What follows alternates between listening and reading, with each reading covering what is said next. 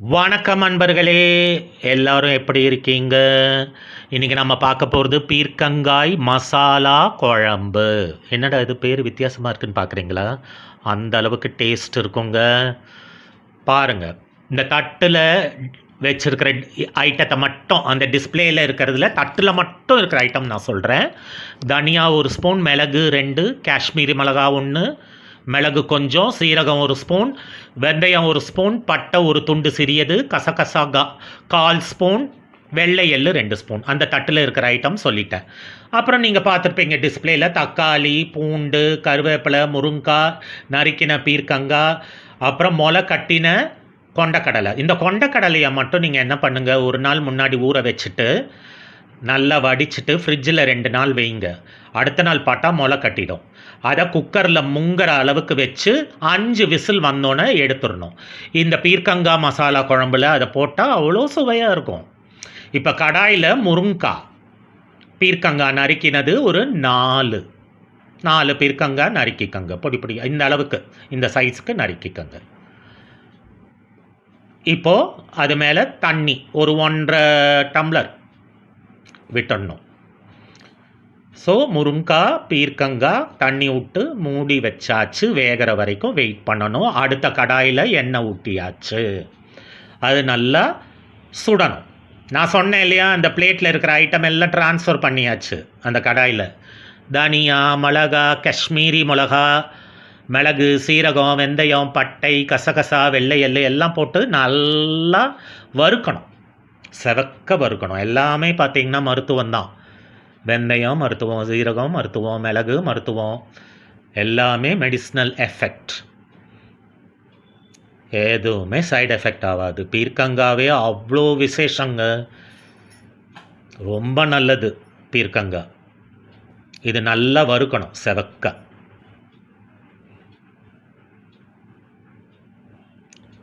இதை வறுக்கிறத நம்ம மிக்சியில் அப்புறமா போட்டு பொடி ஆக்கிக்கணும். இப்போ திருப்பியும் கடாயில் எண்ணெய் ஊற்றுறாங்க.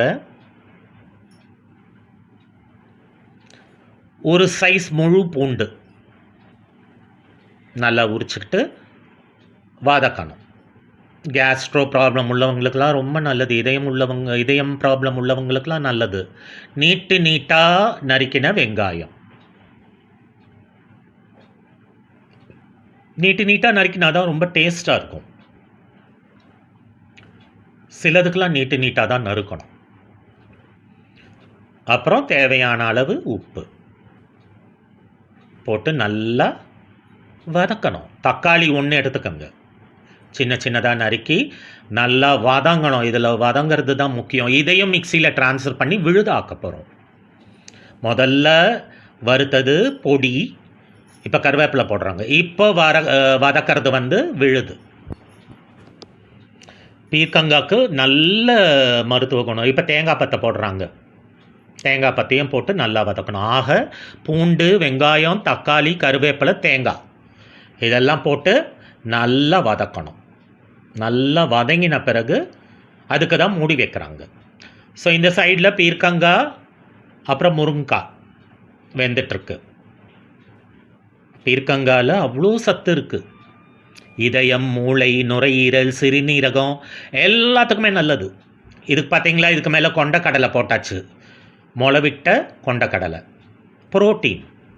நான் அதை எப்படி பண்ணணும்னு சொல்லிட்டேன். நல்லா ஊற வச்சுட்டு இப்போ வதக்குறாங்க பாருங்கள். ஊற வச்சுட்டு மிக்சியில் வச்சு 2 நாள் கழித்து எடுத்தீங்கன்னா முளை வந்துடும். அதை குக்கரில் 5 விசில் போட்டு எடுத்துடணும்.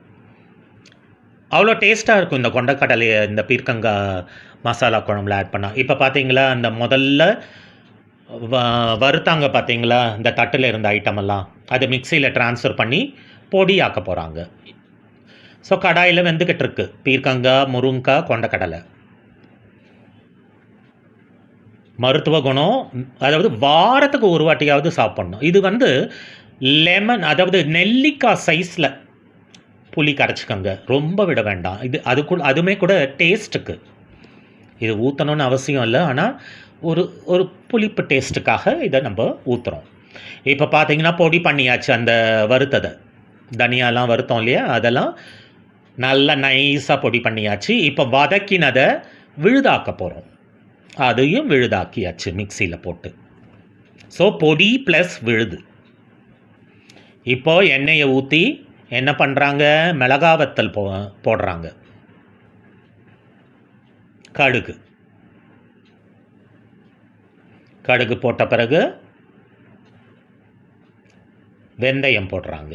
பார்த்திங்களா, மருத்துவ குணம் வந்துகிட்டே இருக்குது. சாம்பார் வெங்காயம், இதுவும் ரொம்ப நல்லது உடம்புக்கு. ஸோ மூடி வச்சுட்டாங்க, கொஞ்ச நேரம் வேகட்டும். இப்போது இந்த சைடில் பீர்க்கங்காய் வெந்துருச்சு பாருங்கள். பீர்க்கங்காய், முருங்காய் அதெல்லாம் இதில் சாம்பார் வெங்காயம் வதக்கினதை போட்டாச்சு. கொதிக்குது பாருங்கள். நுரையீரல் ப்ராப்ளம் உள்ளவங்களுக்கெல்லாம் இது ரொம்ப விசேஷமானது, உடம்புக்கு நல்லது. யூரோ ப்ராப்ளம், நுரையீரல் ப்ராப்ளம், இதயம், ஏன்னா எல்லா டாக்டர்ஸும் ரெக்கமெண்ட் பண்ணுவாங்க. பார்த்தீங்கன்னா பீர்க்கங்காய் சாப்பிடுங்க, அது நிறைய புக்ஸில் வந்திருக்கு. பீர்க்கங்காய் ரொம்ப மருத்துவ குணம் நிறைஞ்சதுன்ட்டு. வாரத்துக்கு ஒரு வாட்டியாவது நீங்கள் பண்ணி கண்டிப்பாக சாப்பிட்ணும். இப்போ மஞ்சக்கிழங்கு துருவுறாங்க. அதுவுமே சீக்ரெட், இது யாரும் சொல்ல மாட்டாங்க, நாங்கள் தான் சொல்கிறோம்.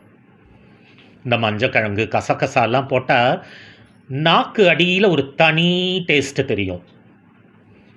இது ரொம்ப சீக்ரெட்டான விஷயம், இது உங்களுக்கு நாங்கள் ஓப்பனாக சொல்கிறோம்.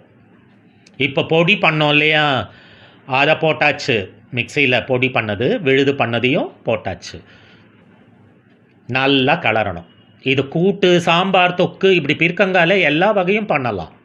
வாரத்துக்கு ஒரு வாட்டி கண்டிப்பாக பண்ணி உங்கள் வீட்டில் இருக்கிறவங்களுக்கு கொடுங்க. சின்னதுலேருந்து பெரியவங்க வரைக்கும் நல்லது. ஏன்னா நிறைய மருத்துவ குணம் இருக்குது. அடிக்கடி நீங்கள் பார்த்தீங்கன்னா இந்த பீர்க்கங்காவை பற்றி போட்டுகிட்டே இருப்பாங்க. மேகசினில் பார்த்துருக்கீங்க, நிறைய மேகசினில் போடுவாங்க. பீர்க்கங்காய் அவ்வளோ நல்லது உடம்புக்குன்ட்டு டாக்டர்ஸும் ரெக்கமெண்ட் பண்ணுவாங்க. இது இந்த மாதிரி பண்ணி சாப்பிட்டு சாதத்தில் பிசைஞ்சு சாப்பிட்டிங்கன்னா ஐயோ சொர்க்கம்தான், அவ்வளோ டேஸ்ட்டு, அது வர்ணிக்கவே முடியாது வாயால். அதுவும் அந்த மொளை கட்டின கொண்ட கடலை, முருங்காய், இதெல்லாமே டேஸ்ட். நான் சொன்னேன்ல, இந்த கசகசா, மஞ்சக்கிழங்கு, அதெல்லாம் ஒரு தனியாக வரும் டேஸ்ட்டு. அதெல்லாம் சீக்ரெட் ரெசிபி. இதில் கொத்தமல்லி தூவிட்டாங்க. நல்லா கொதிக்குது பாருங்கள். அவ்வளோதான், இறக்கியாச்சு. சுடு சாதத்தில் போட்டு பிசைஞ்சு சாப்பிட்டிங்கன்னா அப்பா சொல்ல வார்த்தைகள் இல்லை அப்படின்னு சொல்லலாம். அவ்வளோ நல்லா இருக்குங்க. எங்கேயோ கொண்டு போயிடும். சமையல் ரூம்லேயே அலைவீங்க நீங்கள். வணக்கம், நன்றி.